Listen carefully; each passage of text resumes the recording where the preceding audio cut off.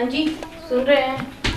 जब से इस घर में आए हैं ना, तब से रोज ना कोई परेशानी लगा हुआ है। रोज आपसे कह रहे हैं कुछ ही पूजा पाठ या कोई तंत्र मंत्र या कोई वास्तु योग्य कोई हो, उनसे बात करके इस घर के लिए कुछ करवाइए।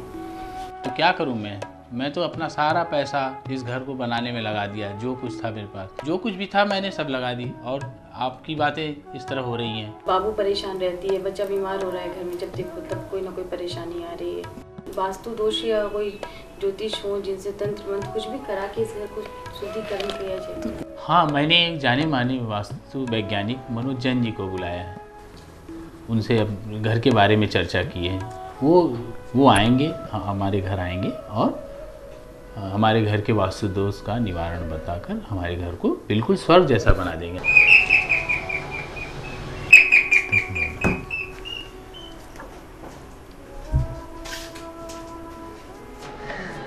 नमस्कार। नमस्ते, कैसी हैं आप?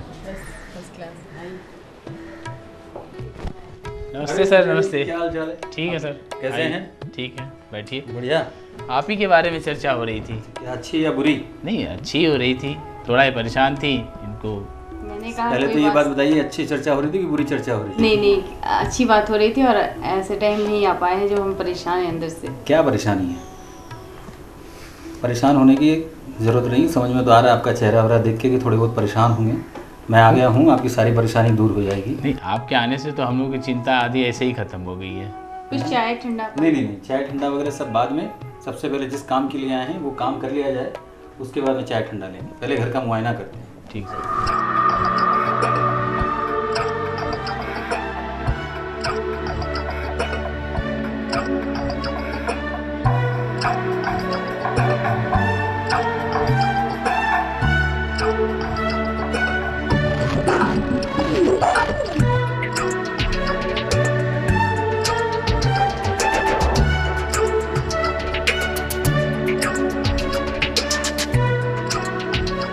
कि घर के स्वामी का मुख्य शयन कक्ष ईशान कोण में है, जो कि गलत है।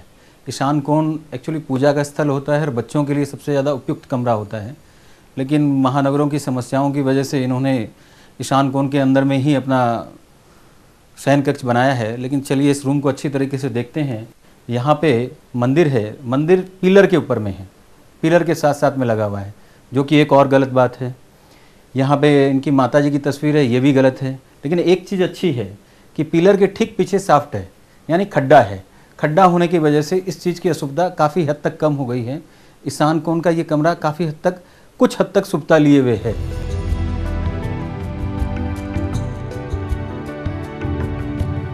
शयन कक्ष के अंदर में टेलीविज़न का होना बहुत ही गलत है, कारण कि इसके अंदर से निकलने वाली लगातार विद्युत तरंगे, जिसको हम कार्बन भी कह सकते हैं, ये नींद आने में बहुत परेशानी ला सकती है।